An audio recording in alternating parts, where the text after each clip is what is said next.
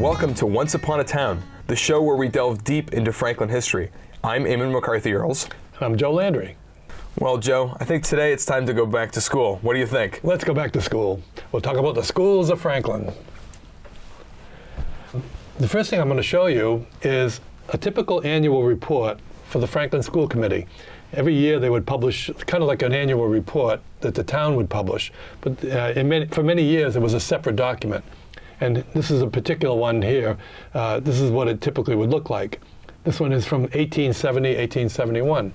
But they would publish these every year, and they would talk about the money that they spent and things. But so that's that. Now, Horace Mann. We can't really have any kind of a discussion about the schools of Franklin without talking about Horace Mann. He was born in Franklin. He was the father of the Common School movement. He had quite a very illustrious career. He graduated from Brown University in 1819. He was the valedictorian. He served in the Massachusetts legislature. He was the secretary of the Massachusetts State Board of Education. He served in the U.S. House of Representatives, and he actually succeeded John Quincy Adams. Yeah. And then he became the president of Antioch College. And he was president of Antioch College at the time of his death in 1859. I think it's very interesting to touch on Horace Mann because, ironically, he was largely self-educated. Oh, absolutely. He actually learned how to read and pretty much gathered a lot of his early information that launched him in his career from the Ben Franklin books when he was a child in Franklin. That's right. And that's at a point in time when those books were basically housed on some shelves in the barn of Dr. Emmons, who was actually the reverend of the local Congregational Church at that point in time. And I think it's really interesting because he actually didn't have much proper schooling himself. In fact, none at all. He learned all of how to read and write and a lot of his early information from the Ben Franklin books, which at that point in time were housed on shelves in the barn of Dr. Emmons. Dr. Emmons was also known as Reverend Emmons. He was the reverend of the Congregational Church for over 50 years. Right. And he also sort of served as the sort of de facto mayor and librarian, among other things. That's right. And curiously, Horace Mann hated Dr. Emmons. Horace Mann's brother drowned at Uckus Pond, the small pond just back of the Rod and Gun Club today. And this was on a Sunday, and Dr. Emmons, this fire and brimstone revivalist, basically launched into this tirade about his brother skipping church and this being the wrath of God. So Horace Mann had no love for Dr. Emmons and cleared out of town pretty quickly and ended up going on to these great accomplishments all throughout the country. Yeah, it was really something. His mother fainted right at the funeral when Dr. Emmons went into that tirade, and it's just a horrible thing. But yeah, now this is the home of Horace Mann right here. This was taken from the 1878 book, The History of the Town of Franklin by Dr. Mortimer Blake. And I was able to get a copy of that on eBay. It's not in really great shape, but I've got an original copy. But yeah, there's a lot of good pictures in there, and this was in there. And in 1931, they decided to put a monument where Horace Mann was born. And it was actually, I think it was his great-grandniece, was actually there for the dedication. Now, the first grant of money for the support of schools in Franklin was voted on May 20th, 1778. This was about 4 or 5 months after Franklin became incorporated as a town. The grand sum of $200. Yep. And the money was divided by proportion to the number of children living in each school district. So between the ages of 4 and 16. Now, in 1796, the amount was increased to $320. By 1897, it had reached $6,000. So now, non-graded schools. There were many non-graded schools back in the 1880s. We have to keep in mind that transportation for the children to get to and from school. Well, they pretty much had to walk to school. I mean, the parents were busy working on the farms or whatever, didn't have the luxury of being able to transport the children back and forth every day, so they pretty much had to walk to school. So they had schools in different parts of town. Obviously, we'll talk about the brick school in a minute. There was a King Street school, there was a North Franklin school, etc. Townhouse. There was even the town hall was actually used for a school for a while. I think there was even some classes held in the Morse Opera House for a while. So those are the non-graded schools. They tended to be on the outskirts of town. The graded schools are more centrally located toward the downtown area. And as we say, the brick school, it served continuously as an elementary school till around the year 2000. But for a long time, it was thought that that was the oldest continuously running schoolhouse. Although there was probably some disagreement over that, but certainly it operated for many, many years. Edith Metcalf was a teacher in there for many years. As I looked at the Franklin Sentinels around 1911, you see where she was a teacher back then, even into the 40s. So she was there for quite a while. Just a one-room schoolhouse. Down in North Franklin, it was the North Franklin School. And it served as an elementary school until it was discontinued in 1945. And today, you probably recognize it as this. It's the VFW post, and you can see where they added on to the left side of the building, and they added on a little portico in the front. But the basic bones are still there. And I can remember when if we look back again, you can see how they get the two doors on either side. Even in the 70s, those were still there. I remember I used to work at Clark Cutler, and they used to have meetings, parties there and everything. I remember going to one party in that location, and I remember going through that door to the left. But then when they redid the building over, they obviously put that vestibule in the front. So now in Unionville, down near where Conlin Avenue is, was this building. And it served as an elementary school until it was discontinued. And it's still there. It's a house at this point in time. Oh, okay. When I was researching the Franklin book almost 10 years ago, yeah. I headed over into Unionville, and I'm pretty sure that that's still standing. There's a house that looks almost exactly matches that layout. Wow. Kind of tucked up on a long driveway in the trees just behind, or just to the side of the BJ's parking lot. Wow, I'm going to go check that out. Okay, great. Now, the graded schools were close to the center of town. And at the annual town meeting of April of 1868, Franklin's first high school was established by vote. It opened on May 20th in 1868, and Miss Mary A. Bryant of Stoneham was the first principal of the new Franklin High School. And the town voted the sum of $4,000 for schools, and they came in under budget. They spent $3,948.53. And here's a typical curriculum for high school in that year. For the first year, if you were in the freshman year, you had arithmetic, geography, English, grammar, history, and natural philosophy was optional. In your second year, you had to review arithmetic and grammar, complete the philosophy, and Latin was optional. Third year, review the algebra, the Latin, the bookkeeping, and astronomy, and French was optional. And then the fourth year, Latin, French, intellectual philosophy, and the general review. And then you had exercises in reading, declamation, and composition throughout the entire course, which all the pupils will be expected to take part. Wow. So they had to learn the 3 R's, reading, writing, arithmetic. And the first school that was really a high school was the School Street School. And it operated between 1868 and 1893 as a high school. And then in 1893, we'll talk about the newer high school that was built. But in 1893, this turned into an elementary school. But in 1900, they decided to rename it the Thayer School after William Makepeace Thayer. And he was a theologian in Franklin. And a prominent figure in the temperance movement of the late 1800s, I think, as well. That's right. So they renamed it the Thayer School in 1900. And then it was, by the way, that was demolished in 1947. Now in 1893, they built this high school.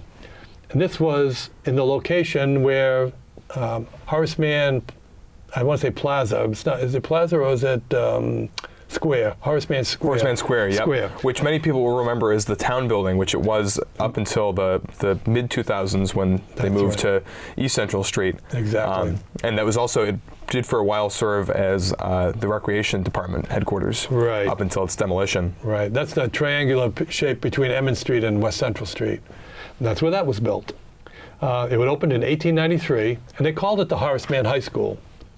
And it's located where, as I say, Horace Mann Square is.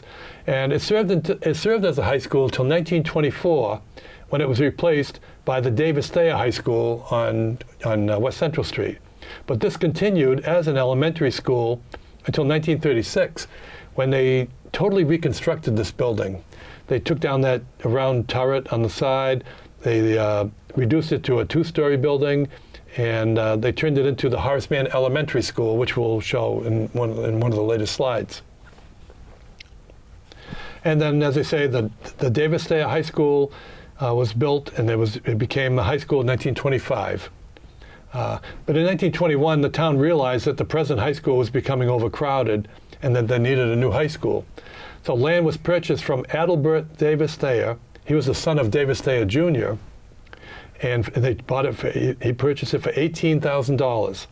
And it was opened in 1925 with Albert Patty being named the principal for that school. And the school was named for Davis Thayer Sr., and he was a town leader and a businessman. It was on that location that his homestead was located. And that served as a high school until 1962, when the newest high school was built, with the one I went to. And today that currently serves as the Davis Thayer Elementary School. But being a member of the high school band, it was fascinating to see that the first high school band was formed in 1926 by Principal Albert Patty. $200 was raised from a students' activity fund to purchase instruments. Looks like they're going for some kind of sailor theme there. I know it, I guess, huh? But yep, that was the first Franklin High School band. Yeah. Now we talk about Davis Thayer Sr. He married Betsy Thayer, married to Betsy Thayer, and 4 of their children lived to maturity: Davis Thayer Jr., Emery Thayer, the Reverend William Makepeace Thayer, and Betsy Ann Thayer. And this picture was taken from Mortimer Blake's book.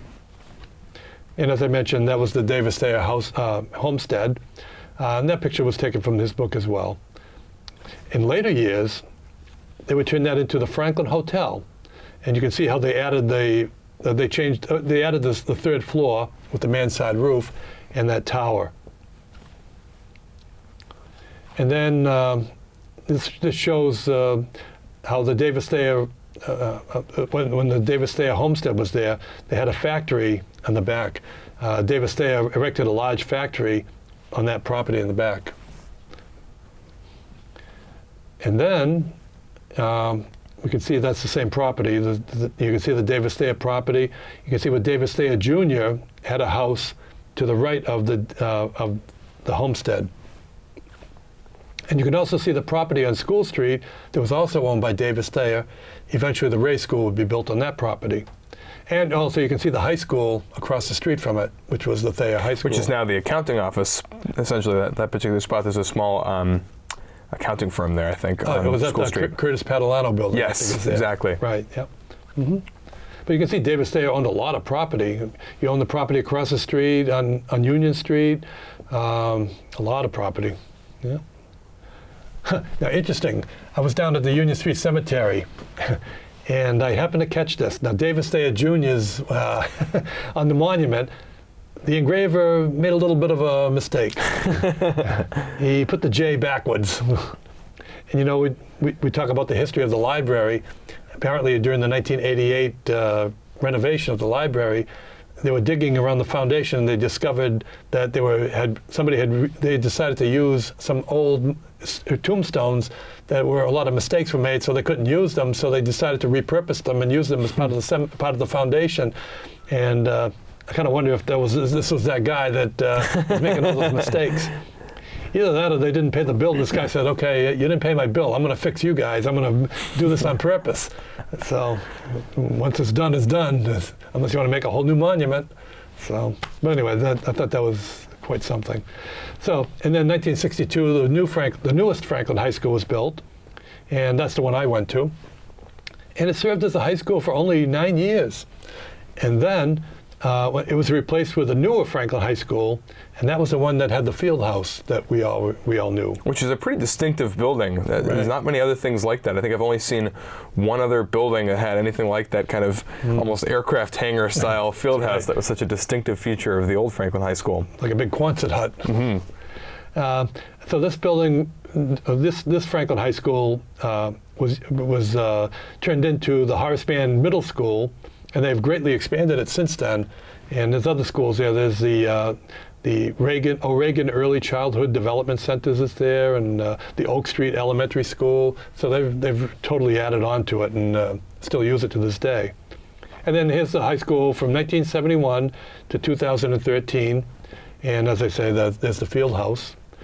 And it was used until 2013 when they built the newest Franklin High School, which is there today. Once the newest Franklin High School was built, then they demolished this one. I saw some pictures on Facebook and videos, actually, of when they were demolishing the field house. And that thing would not come down. I mean, I believe it. They had a heck of a time getting it down, but they did. So, and then the newest Franklin High School, and what a beautiful high school this is. Oh, my God. Recently, last year, my class had 50th class reunion, and we met there. And wow, we met in the media center, and unbelievable. And the gymnasium, wow, fabulous. So that's a current high school. Now, Franklin had many public, elementary public schools, many of them. And as I say, there were schools that were on the outskirts of Franklin and schools more towards the center of Franklin. One such school was the Nason Street School. It was built, the first building, the East Side building, was built in 1879, and then the West Side building was opened in 1886, and then they added the structure in the middle. And it served as an elementary school until it was discontinued in 1952. The current site of the Henry Fienza Playground. Now, one thing about this school, they really had condemned the building earlier, but unfortunately well, we're going to talk about the Arlington Street School next. The Arlington Street School burnt in 1942, and so they were scrambling for school space, so they had to reopen the building. They kind of fixed it up a little bit to get it so they could use it again, but then by 1952 they discontinued it. So, and we talk about the Arlington Street School. It was opened in 1886, and they built it at a cost of $2,862.17. And it served as an elementary school until it was totally destroyed by fire in 1942. So, now we talked about the high school, the Horace Mann High School, over on Emmons Street. Well, in 1936, as I mentioned before, they totally restructured the building, turned it into a two-story building, and they repurposed the building, and this was the result, the Horace Mann Elementary School. And it was used until the 1980s when they converted this building over into the municipal building, as you had mentioned, and then they tore it all down, and now it's what it is today. Now, the Ray School. The Ray School was opened in 1907, and it was a gift to the town by Annie Ray Thayer. She was married to Adelbert Thayer, and Adelbert Thayer was the son of Davis Thayer, so it was really built on their property.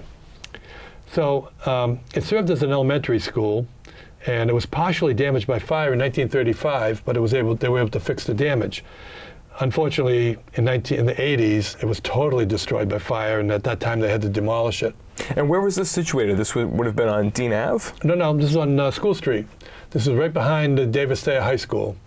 This was right across the street from the Thayer School that we had just talked about. So essentially where the parking lot or the sort of parking area and playground are currently for the Davis Thayer School? Exactly, right. And, you know, it really is a very unique looking building, isn't it? And the strange thing was, it was really only 4 classrooms in that huge building. But you know, it was a very unique building. So, yeah. Now over on Winter Street, we have the Theron Metcalf Junior High School. In 1915, it was opened in 1913. In 1915, they designated it as a junior high school. And it was named for Judge Theron Metcalf. He was a lawyer, a legislator, and a jurist. And 2 wings were added to the school in 1919. And it served as a junior high school until the early 2000s, when it was turned into housing for the elderly. Now, down at Four Corners, this would be the intersection of East Central Street, Chestnut Street, and King Street. Currently where the Walgreens is situated today. Exactly. Well, where that Walgreens was a school. And over the course of time, there were 3 schools that were built on that property.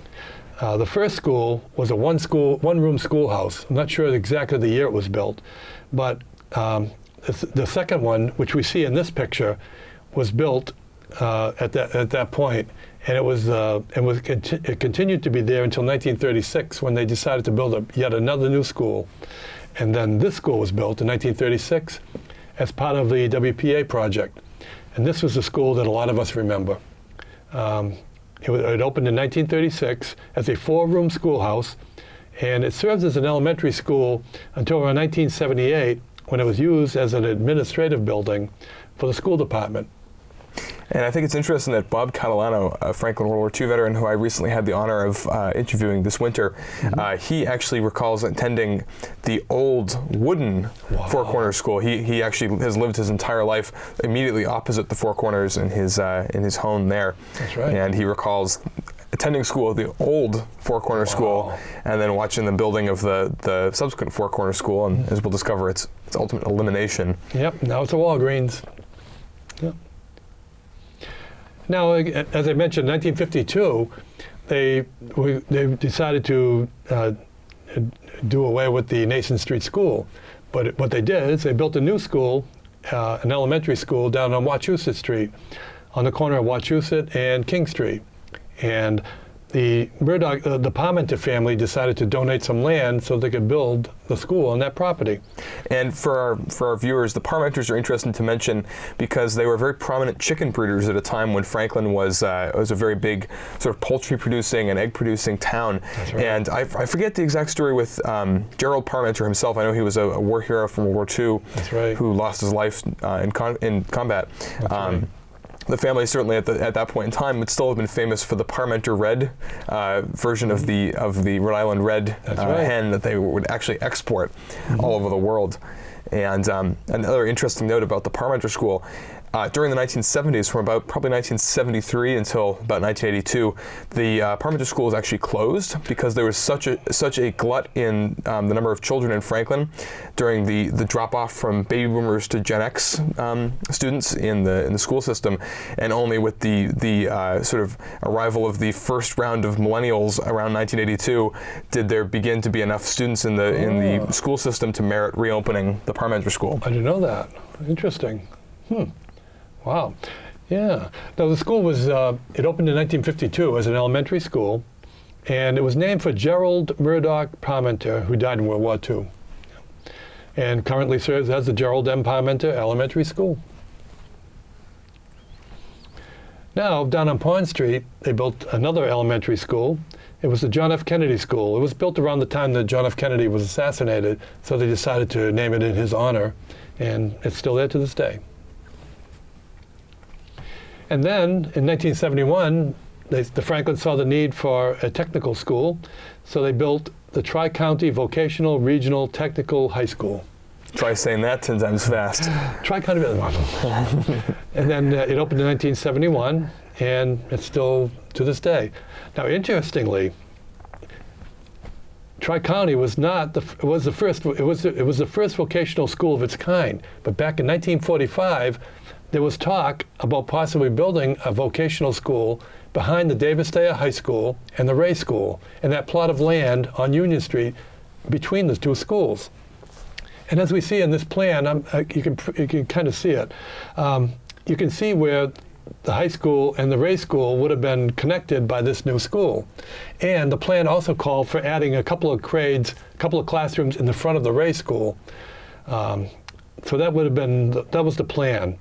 But unfortunately, they decided that it just wouldn't happen, so they squashed it. Although this plan never really went ahead in this form, it is interesting to note that the high school, in all of its forms up until the mid-2000s, did actually have shop classes, pretty extensive ones. I have spoken with people that attended the the Davis Thayer High School up until the early 1960s, who attended programs such as machine tool, like machining classes, or even probably the neatest of the bunch, aeronautics, learning how to do aircraft maintenance or fly aircraft, which is hard to imagine these days.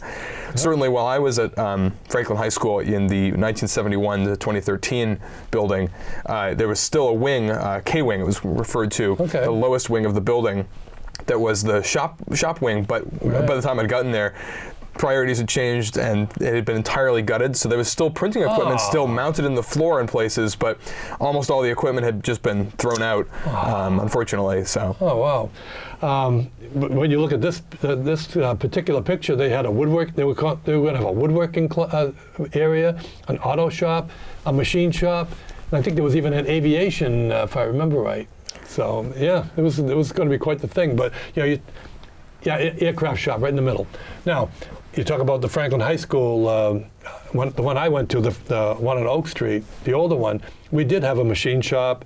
We did have a woodworking shop. But the thing that I really focused on was the automotive shop. Mr. Hinckley was our teacher at that time, and you could literally bring your car in, and you could work on your car. And if you knew somebody had a problem with a car and they could fix it maybe within a day, you could bring it. Like people that I knew had a car that needed a muffler, so I brought it in, and they literally, the town literally paid for the new exhaust and everything. But every period, the class would go in and students would get under there. The first period, people would be the ones who would take out the old exhaust. The second period, they'd be the ones to get the parts all put together. And by the end of the day, the car was ready to go. And although we don't have that at Franklin High School, the auto shop at Tri-County actually still offers some of the lowest rates for car servicing. Oh, you can fill out this form that probably dates to 1971, and get your car in the shop, and basically it's like going to a teaching hospital but for your car. That's right. And I know that the Tri-County school has a lot of evening classes too, which I've taken advantage of myself. I wanted to do some electrical work around my house. And so I went to some evening classes there back, 20 years ago. And that was really nice. I got a really nice facility there for that. They got like a little house all set up with open studs. And you go over there and you can actually do the electrical wiring and putting up boxes. And the teacher will say, okay, yep, you did that correctly or not. And so it's really interesting. So the students are really lucky to have that school. So, yeah. And this is what the picture of the enrollment back in the old days. In 1926, you had the high school, the junior high school, the Ray School, and you can see the Nason Street School, and you can see which classes were held in which buildings. For example, you can see that the Horace Mann School had the 5th grade. The Ray School at that time had only the 6th grade. I went to the Ray School in 1955 because they were building St. Mary's School at the time, so I had to go to public school for my first year. And that school was set up with grades 1, 2, 3, and 4. But over the years, they would, shuffle things around and different things. Arlington Street School had certain grades. They had the 4th, the 3rd, the 2nd, and the 1st, et cetera, et cetera. So, now, Franklin also had parochial schools in Franklin. The first parochial school in Franklin was developed in 1893 by St. Mary's Parish. And what they did, when they first started the school, the classes met in the church basement. And when you look at this picture, you see a house to the right of this brick building. That's where the classes were held. This brick building was actually built later on in 1899. But that's where they held the school classes. They held them in the school, in the church, and in that building. But by 1899, they saw the need for an actual school. So they built this brick building. And this brick building was on the corner of Beaver Street and Oak Street. And right there. It's kind of where the street is, the McCahill Street, Daniel McCahill Road. That's on that corner. But this was built in 1899, and it was built as a parochial school. Unfortunately, the year later, 1900, St. Mary's Church, the old wooden St. Mary's Church, burnt to the ground. So now the parish had to scramble. We need a church. So temporarily, they used the Opera House downtown for Mass. But they decided to build a new school. And they needed a new church, so they decided to turn this school into a church. So they built a chapel in this building, and then this building burnt down in 1923. So, and then in 1955, the parish decided they wanted to build a new St. Mary's School, and so they did. And it took them a year to build, so that's why I went to Ray School for the first year. And it opened in 1956. Now in 1959, they decided to double the school in size. When we look at this picture, it looks like a very large school, but the original school was only an 8-classroom school, and it was only half the size. But then they doubled it in size in 1959, and it closed in 1972. And then in 1995, the Benjamin Franklin Classical Charter School was opened. And they're still there right now, but as we talk now, the Benjamin Franklin Charter School is building a new school, and so they'll be vacating this building. So. And then a very prominent school in Franklin is Dean Academy. Although we don't call it Dean Academy today, we call it Dean College. But it opened as Dean Academy, and in later years it was known as Dean Junior College. And it was opened in 1865, and at the annual session of the Massachusetts Universalist Convention in Worcester in October of 1864, the subject of a state denominational school was brought before the council by Dr. A. Minor. He was the president of Tufts University. Dr. Dean offered a tract of land which he owned in Franklin. He had bought that from the estate of Dr. Nathaniel Emmons. And so his offer of $50,000 was accepted, and Dean College was built there. It was called Dean Academy at the time. And so it was begun, and then in 1868, the first Dean Academy was built, and that's what it looked like. And we look at that and we say, well, that doesn't look like Dean Academy that we know. This building was there until 1872, just 4 short years after it burnt to the ground. And a new Dean Hall was built immediately on the same footprint. The Ray family actually contributed $100,000 towards the cost of the new building. And it happened, talk about timing, it happened just at the same time that the Universalists were in the process of building their new church, which was next to Dean Hall. So not only were they building their new church, now they have to build a new Dean Hall. So they did, and the result was this building.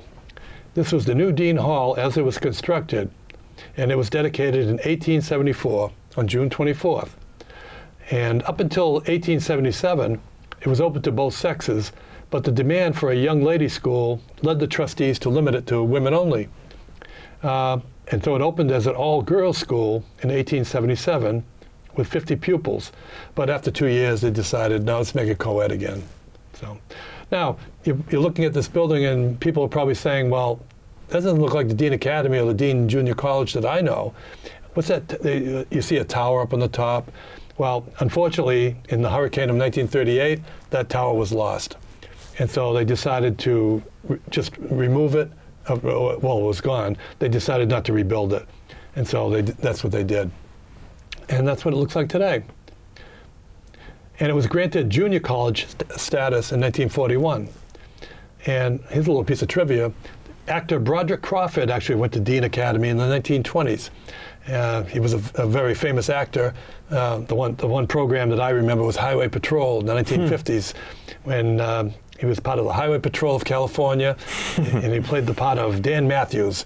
And of course, everybody remembers 2150 to headquarters, a very gravelly voice, 2150 to headquarters, 10-4. So that was a very popular program. So, and then we had different educators in Franklin, and I think this woman needs no introduction. This is Lorraine Metcalf, and she was a teacher in Franklin for many years. She taught elementary school for many years, but she also taught something else in Franklin she was very well noted for, and that was this. Roll over. She was a swimming instructor down at the town pool for many years. And I decided to add a little cartoon captions here, because she was famous for yelling, roll over. So she apparently commandeered an elephant when the circus came to town in 1962. So she decided to have a little fun with the kids. So she did that. And of course, not you, Dumbo, I meant the kids. But anyway, so she was very famous for that. And she taught swimming for many, many years. Not too many people grew up in those years and that didn't take lessons from her. Anna McIver, she became Anna Whitaker. And she was actually my first grade teacher in Ray School. And she was the first grade teacher in that school.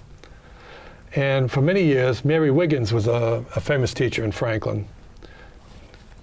And then some people may remember May Lennon. She was, I think in Horace Mann School, I believe. She was a principal at Horace Mann Elementary School. That's what it was. And this woman, Helen Shea, lived right down the street on Dean Avenue from me. She taught at the Four Corners School. And then Margaret Donahue, she taught elementary grades at the Ray School. And Henry Bean, he was the principal of Franklin High School while I was in there in high school. But he was also, he taught, he actually was a teacher in the school system for many years as well. Did some coaching as well, too, I believe. And then he was made principal, I believe, in the 50s. So, and his sister, Alice Bean, also taught in the Franklin school system for many years. So. And then the superintendent of schools during the time that I was in school was Benjamin Thomas. And then I mentioned before about Edith Metcalf. She taught elementary school at the Brick School. There was only one grade for many, many years. From, like I say, back in the early part of the 20th century, right up until I think she retired in the 40s, I believe. So, yeah. And then I was able to get this. This was the graduating exercises for Franklin High School in 1890. 1890. It was at the Morse Opera House, and it had 13 graduates. And that was the program. So Eamon, that concludes our discussion on the schools of Franklin. Well, Joe, this has been an excellent discussion of education in Franklin down the years. It's been a long history back to 1778 and probably a long future ahead. And we'll leave it at that with our discussion. Great. Until next time, I'm Eamon McCarthy-Earls. And I'm Joe Landry. Thanks for watching.